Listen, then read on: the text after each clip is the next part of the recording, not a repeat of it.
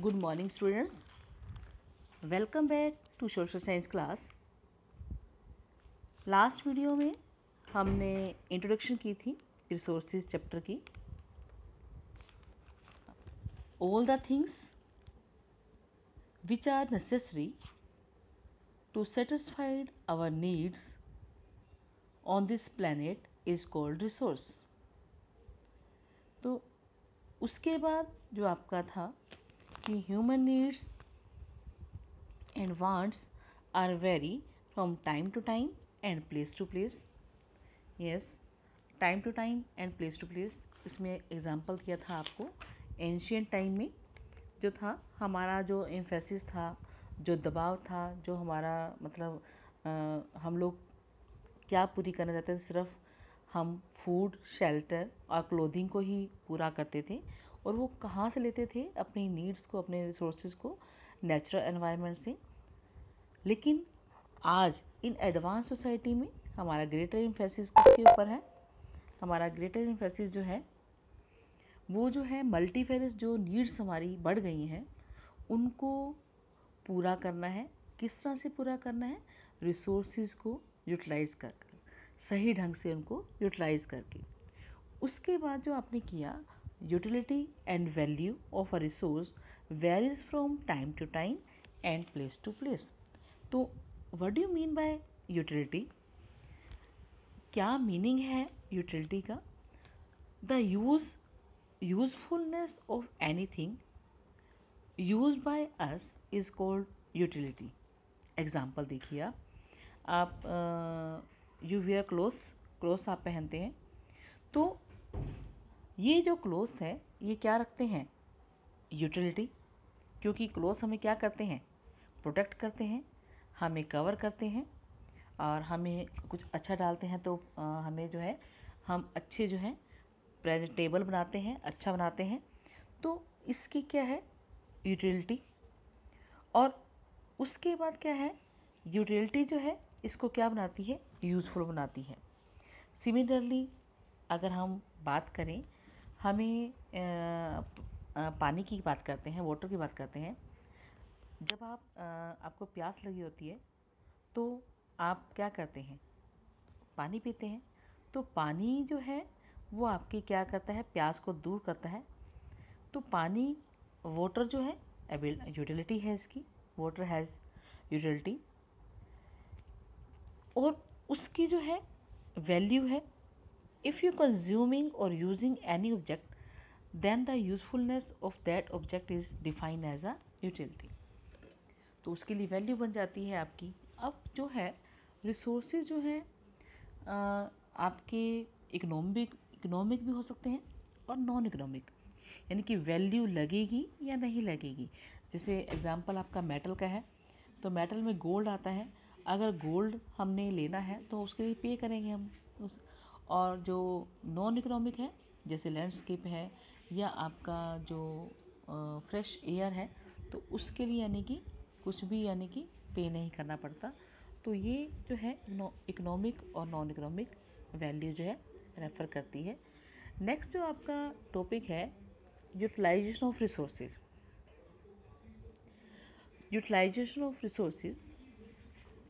Resources तभी usable बनते हैं जब उनको प्रोसेस किया जाता है, प्रोसेसिंग में लाया जाता है. ठीक है, प्रोसेस करने के बाद ही वो यूजेबल बनते हैं. देखिए एग्जांपल लेते हैं. एग्जांपल कॉटन का लेते हैं. आपकी बुक में कॉटन का दिया हुआ है. कॉटन जो है देखो फार्मर ने जो है क्रॉप उगाई कॉटन की. उसके बाद जो है कॉटन को प्लग किया गया. आफ्टर दैट उसको धागा बनाया गया. उसके बाद प्रोसेसिंग के बाद उसको कन्वर्ट किया गया, फैब्रिक में किया गया. उसके बाद टेलर ने उसको सीला. उसके बाद वो गारमेंट्स बने, फिर वो मार्केट में आए. तो इस तरह से यानी कि प्रोसेसिंग में उसकी वैल्यू भी बढ़ती गई आफ्टर द प्रोसेसिंग. ठीक है.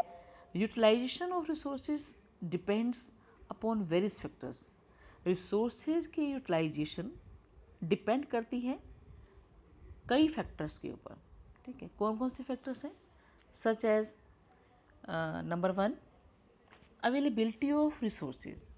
सबसे पहले हम देखेंगे कि रिसोर्सेज जो हैं हमने जो है प्रोसेस करना है, जैसे रिफ़ाइन करना है या फिनिश प्रोडक्ट बनाना है, तो रिसोर्सेज जो है वो अवेलेबल हैं या नहीं है। जो रिसोर्सेज मिलते हैं जहाँ पर, तो इंडस्ट्री हमने जो लगानी है तो उसके नियर बाय ही लगेगी। अगर रिसोर्सेज नहीं है, बाकी सब हमारे दूसरे फैक्टर्स हैं, तो हो सकता है कि हमें इंपोर्ट करने पड़े। फॉर एग्ज़ाम्पल जैसे ऑयल है वो सऊदी में ही मिलता है, सऊदी अरेबिया में मिलता है, और जैसे कॉटन है वो एक प्रॉपर जगह पर मिलेगी, महाराष्ट्र जैसे, मतलब आप महाराष्ट्र में है, और इसके अंदर जो है जो जिन स्टेट्स में मिलती है जहाँ ब्लैक सोइल होती है, कोयल जैसे कोयल माइंस हैं, वो एरिया एक पर्टिकुलर एरिया है जहाँ पर कोयल माइंस मिलेगी। तो हमें ये देखना पड़ता है पहले कि रिसोर्सेज अवेलेबल हैं या नहीं है, इंपोर्ट करना पड़ेगा, ठीक है, या अगर ज़्यादा है तो एक्सपोर्ट, क्योंकि जो रिसोर्सेज हैं वो बड़ा सब जगह एक जैसे नहीं है, कहीं तो ज़्यादा है कहीं पर कम है। नेक्स्ट जो आपका है स्किल ऑफ ह्यूमन बींग्स। उसके बाद जो स्किलनेस देखनी पड़ेगी, ह्यूमन बींग्स जो हैं वो कितने स्किल हैं या नहीं है वहाँ पर, ठीक है, जो स्किलनेस देखनी पड़ेगी उनकी। उसके बाद जो कैपिटल जो है देखनी पड़ेगी कि हमने जो इंडस्ट्री लगानी है, जो प्रोसेसिंग हमने लगानी है, तो उसके लिए पैसा चाहिए। बिना पैसे तो कुछ नहीं होगा। प्रोसेसिंग में ये तो ज़रूरी नहीं है कि आपने कॉटन किया और हम जो है वहाँ गारमेंट्स तक पूरा काम करेंगे, नहीं। हो सकता है कि पहले हम कॉटन को यार्न बनाने तक करें, यार्न के बाद जो है हम दूसरे इंडस्ट्री को भेजें, ठीक है। तो इतना जो कॉटन को यार्न बनाने तक जो प्रोसेसिंग में कैपिटल चाहिए वो तो हमें चाहिए ना, ठीक है। उसके बाद देखिए जो है अवेलेबिलिटी ऑफ वाटर। वाटर के बिना कुछ नहीं हो सकता, कोई भी इंडस्ट्रीज पानी के बिना नहीं चल सकती।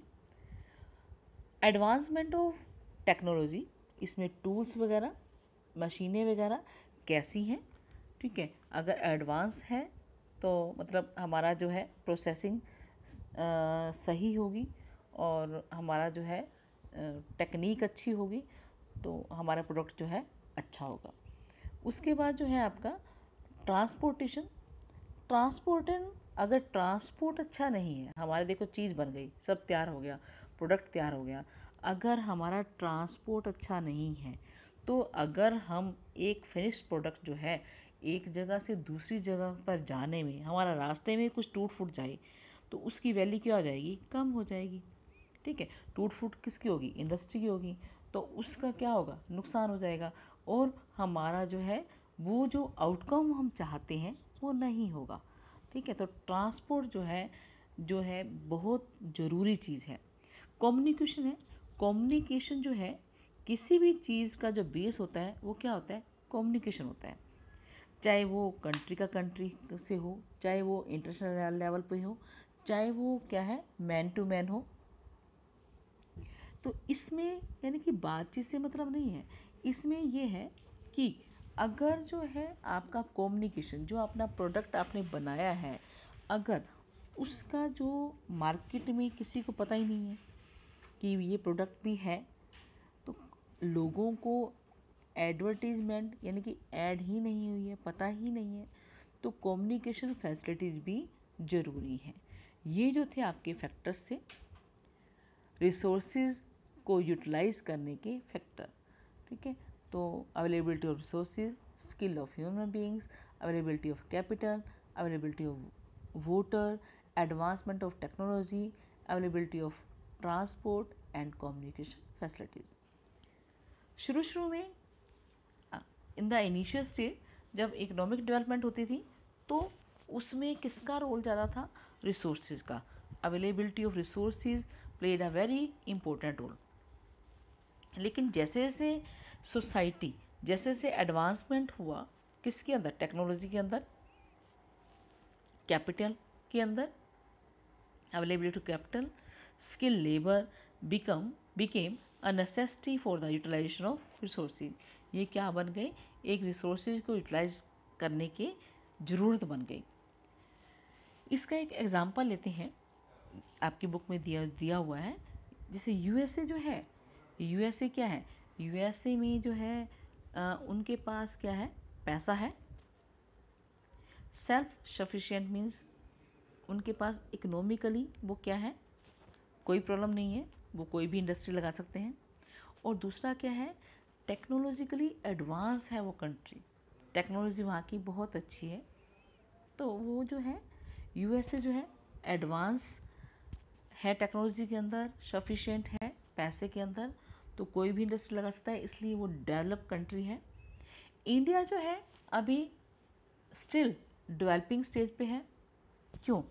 क्योंकि हमारे इंडिया में अभी जो है टेक्नोलॉजी कम है, लोगों के अंदर स्किलनेस भी क्या है, कम है।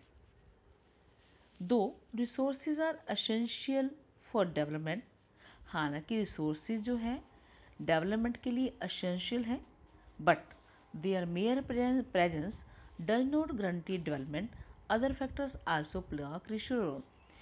हालांकि देखो रिसोर्सेज जो है पहले नंबर पे है, ठीक है, लेकिन क्या है कि रिसोर्सेज जो है जो डेवलपमेंट के लिए एसेंशियल है, लेकिन जो हमारे अदर जो है ना रिसोर्सेज, इनकी भी इम्पोर्टेंस कम नहीं है, क्योंकि ये भी क्रूशियल रोल अदा करते हैं एक रिसोर्सेज को यूटिलाइज करने में। ठीक है, ये जो था आपका यूटिलाइजेशन ऑफ रिसोर्सेज। जो आपका नेक्स्ट है वो है क्लासिफिकेशन ऑफ रिसोर्सेज। ठीक है, classification of resources, yes. Classification of resources जो है आपको दे रखा है, फ्लो चार्ट दिया हुआ है, तो इसको आपने देखना है और करना है।